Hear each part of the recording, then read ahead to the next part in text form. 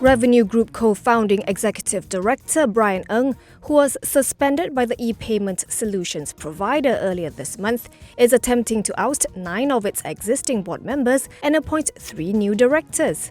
Ng, who is also the group's COO and its single largest shareholder, said in a statement today that he is very concerned and extremely disappointed by the sharp deterioration and destruction of shareholders' wealth since the company's listing on Bursa Malaysia in July 2018. He claimed that the existing board, which he called bloated, has failed to galvanize the underlying inherent and strong fundamentals of the company forward, resulting in its diminishing market value from its peak of about 1 billion ringgit to 234 million ringgit as of January 13, 2023. This is why he has issued a notice of requisition for an EGM.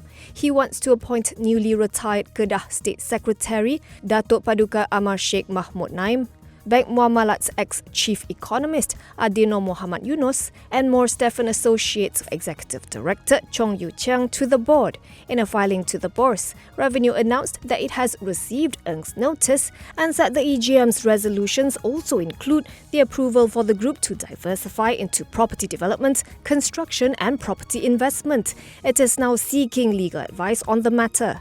At the close, Revenue's shares rose 54.6% to 75 sen for a market value of about 361.65 million ringgit.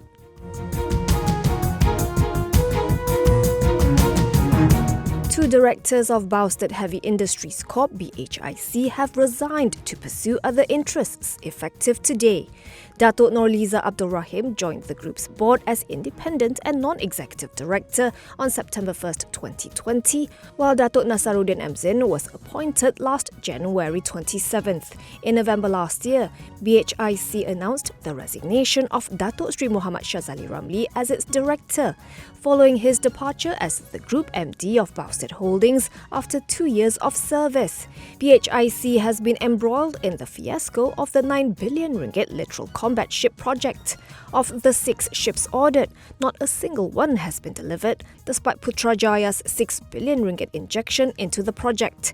It posted a net profit of 564,000 ringgit for the third quarter of FY22, down 95% from the third quarter of FY21, as revenue dropped 17% to 35.9 million ringgit over variations in milestones attained for the Royal Malaysian Navy's submarine contracts. For the cumulative 9-month period, earnings fell 72% year-on-year to 6.56 million ringgit, as revenue contracted by 6% to 103.2 million ringgit. BHIC's shares closed unchanged at 37 sen for a market value of 91.93 million ringgit.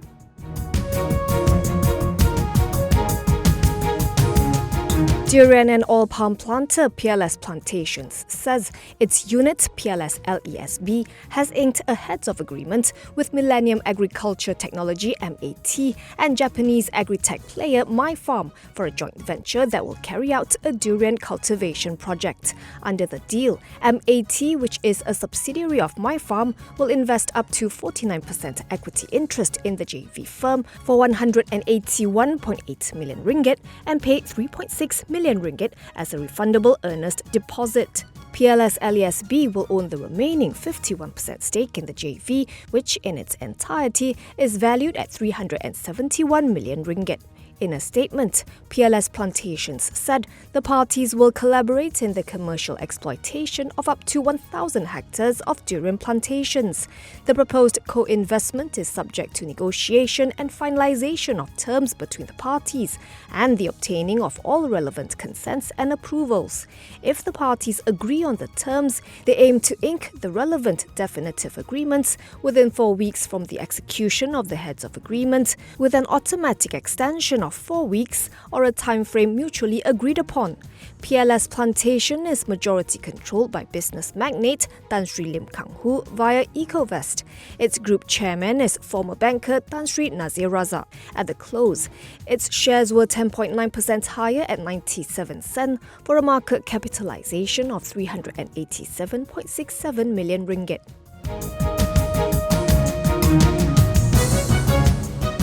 The criminal trial of Deputy Prime Minister Datuk Sri Dr. Ahmad Zahid Hamidi, which was slated for today, has been vacated until April 10th.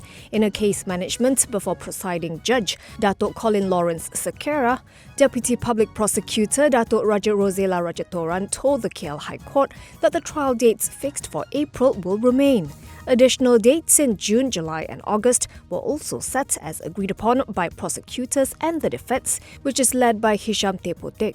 The trial was previously slated to resume this week from today to Thursday and continue on January 30th to 31st, February 7th to 9th and March 27th. No reason was given as to why the January and February dates were vacated, as Sekera agreed to the adjournment. Zahid is facing 47 charges, including alleged criminal breach of trust of 31 million ringgit belonging to charitable foundation Yayasan Akal Budi, which the Deputy Prime Minister leads. He was ordered by Sekera last year to enter his defence in respect of all 47 charges.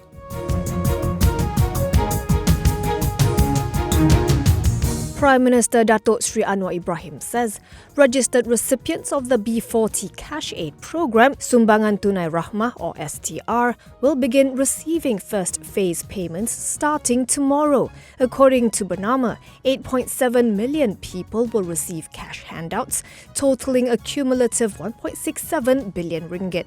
STR is a rebranding of the Cash Aid Programme for the country's B40 income group, which falls under the purview of the Ministry of Finance.